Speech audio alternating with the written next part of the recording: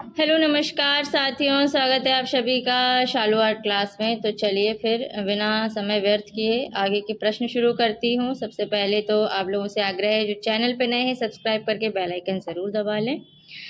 Rang Rasiya film किस चित्रकार के जीवन पर बनाई गई है? तो राजा रवि वर्मा के जीवन पर बनाई गई है। ऑप्शन नंबर डी यहाँ पे हमारा सही हो जाएगा। इसका थोड़ा सा व्याख्या देख लेते हैं। रंगरसिया फिल्म का प्रदर्शन नंबर 2008 में किया गया। यह फिल्म भारतीय चित्रकार राजा रवि वर्मा के जीवन पर आधारित है। इस फिल्म के निर्देशक केतन मेहता तथा निर्माता दीपा शाही, आनंद महेंद्रू एवं केतन मेहता थे। अगला प्रश्न है, नई फिल्म रंगरसिया निम्न में से किस कलाकार के जीवन पर आधारित है? तो option number D Raja Ravi Varma सही हो जाएगा। देखिए वही प्रश्न है, घुमा फिरा के पूछ लिए जाते हैं, तो इसलिए एक एक लाइन पर एक एक शब्द पर ध्यान देना होता है। अगला प्रश्न है, राजा रवि वर्मा के बारे में गलत कथन चुने। तो यहाँ पे ऑप्शन नंबर बी यानी कि है बॉम्बे प्रगतिशील समूह ग्रुप के सदस्य थे। यह कथन गलत है, बाकी सारे सही है। नोट कर लीजिएगा, अच्छे से याद कर लीजिएगा। इसकी व्याख्या पढ़ते हैं, इसमें पता चलेगा कि सही क्या है। राजा रवि वर्मा ने यूरोपीय चित्रकला और तैल चित्रों की तकनीक से प्रभावित होकर जिस आधुनिक चित्रकला का आरंभ किया, उनमें उन्होंने कथा के संयोजन और पात्रों के समूहन के लिए रंगमंचीय यथार्थवादी चित्रण किया। उन्होंने मराठी महिलाओं को अपने आदर्श के रूप में प्रस्तुत किया। उन्होंने मुद्रण छापाखाना प्रेस की स्थापना की। उनकी मृत्यु वर्ष 1906 में हुई। वह बॉम्बे प्रगतिशील समूह ग्रुप के सदस्य नहीं थे।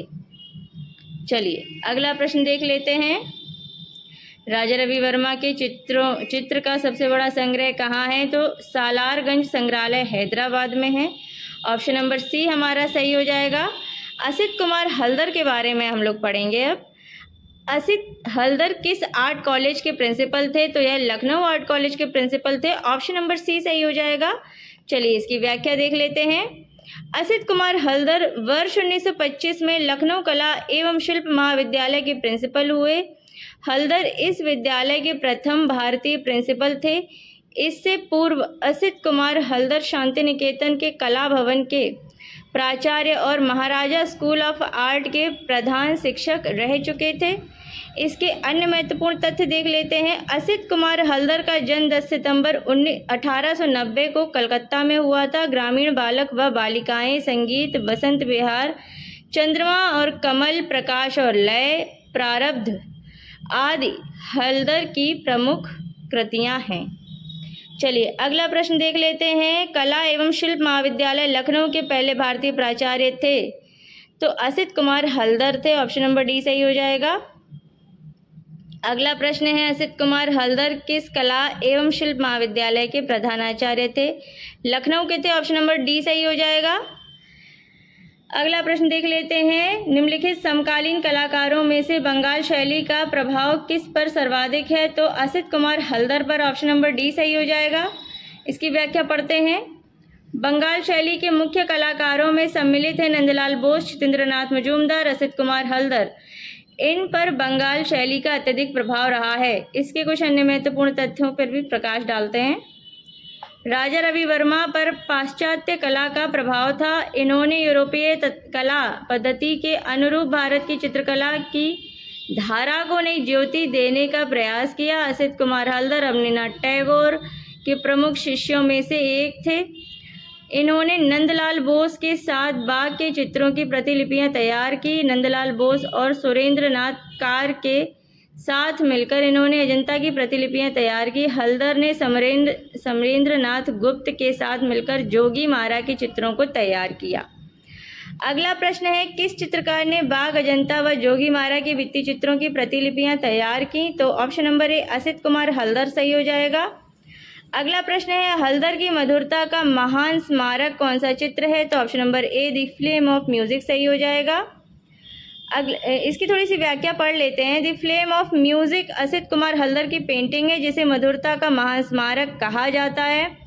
इनकी चित्रकला की शैली गीतात्मक है, क्योंकि इसमें काव्य एवं कला का समन्वय पाया जाता है। यह अनजाना सफ़र, बारिश के दिन, झरना और प्रकृति, द स्पिरिट ऑफ स्टॉर्म इनके श्रेष्ठ चित्र हैं।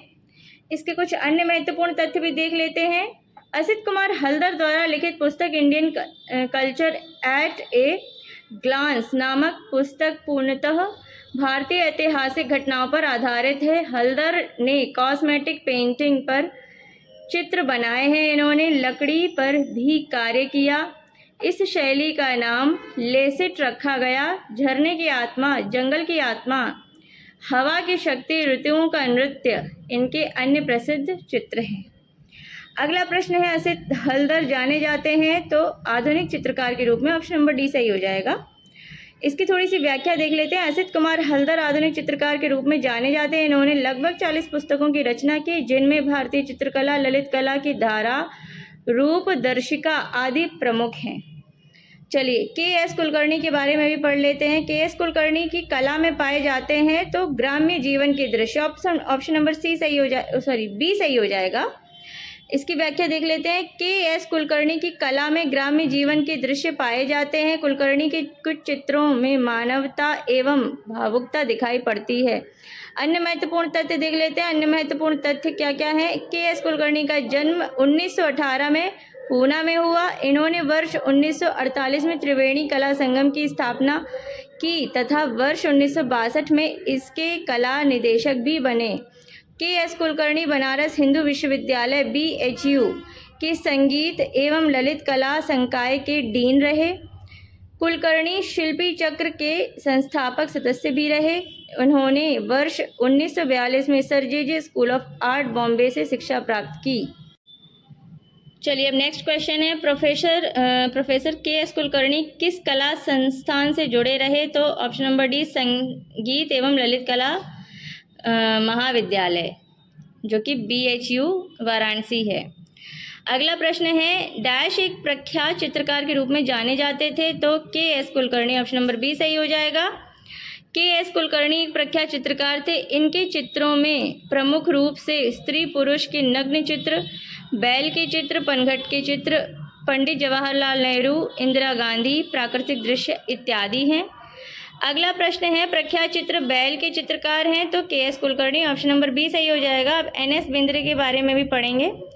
इनमें से कौन असंबद्ध है? तो ये जो चारों ऑप्शन दिए गए इनमें नारायण श्रीधर यानी कि N.S. बिंद्रे असंबद्ध हैं। नारायण श्रीधर बेंद्रे अन्य तीनों चित्रकारों से भिन्न है, क्योंकि विकल्प के अन्य चित्रकार बंगाल स्कूल से संबंधित हैं, जबकि बेंद्रे बड़ौदा विश्वविद्यालय से संबंधित हैं। एक एक लाइन को अच्छे से मार्क किया कीजिए। अगला प्रश्न है, N.S. बिंद्रे का शिष्य कौन नहीं था? तो यहाँ पे हमारा option number A KS. Kulkarni सही हो जाएगा, यानी बाकी सब N.S. बिंद्रे के शिष्य थे, ये भी लिख लीजिएगा। इसकी व्याख्या थोड़ी सी पढ़ लेते हैं। के.एस. कुलकर्णी N.S. बिंद्रे के समकालीन थे। N.S. बिंद्रे का जन्म 1910 में इंदौर तथा के.एस. कुलकर्णी का जन्म 1918 में पूना में हुआ था। के.एस. कुलकर्णी वर्ष 1972 में बनारस विश्वविद्यालय के ललित कला संकाय के डीन पद पर रहे, जबकि N.S. बिंद्रे बड़ौदा विश्वविद्यालय के चित्रकला विभाग के प्रोफेसर रहे। विकल्प में वर्णित अन्य चित्रकार N.S. बिंद्रे के शिष्य थे। अन्य महत्वपूर्ण तथ्य में देख लेते हैं। के.एस. कुलकर्णी चित्रकार के साथ साथ मूर्तिकार भी थे। पनघट पर खेत, बैल, मास्क, टोकरी के लिए लकड़ी आदि के.एस. कुलकर्णी के प्रमुख चित्र थे। अगला प्रश्न है, निम्नलिखित भारतीय कलाकारों में बिंदुवादी कलाकार कौन है? तो यहाँ पे option number D N.S. Bindre यानी नारायण श्रीधर बेंद्रे सही हो जाएगा। चलिए इसकी व्याख्या देख लेते हैं। बिंदुवादी का अंग्रेजी रूपांतरण है। N.S. बिंद्रे एक बिंदुवादी कलाकार थे। जीवन के अंतिम 5 वर्षों में उन्होंने अपनी कला के बिंदुवादी के संकेत प्रस्तुत किए। अगला प्रश्न है, N.S. बिंद्रे किस कला स्कूल से संबंधित थे? जे स्कूल। ऑप्शन नंबर बी सही हो जाएगा। N.S. बिंद्रे ने जे स्कूल बम्बई में शिक्षा ग्रहण की थी। बेंद्रे बड़ौदा विश्वविद्यालय में चित्रकला के प्रोफेसर भी थे। वर्ष 1992 में इनकी मृत्यु हो गई। चलिए अब जो है हम अपना 5वां क्वेश्चन देख लेते हैं। N.S. बिंद्रे किस विश्वविद्यालय के प्रधानाध्यापक थे? तो बड़ौदा के थे। ऑप्शन नंबर बी सही हो जाएगा। नेक्स्ट क्वेश्चन और आज का आखिरी क्वेश्चन, निम्नलिखित में कौन सिर्फ चित्रकार है मूर्तिकार नहीं? तो बेंद्रे। ऑप्शन नंबर सी सही हो जाएगा। इसी के साथ आज के बहुत ही महत्वपूर्ण प्रश्न हमारे ख़त्म होते हैं।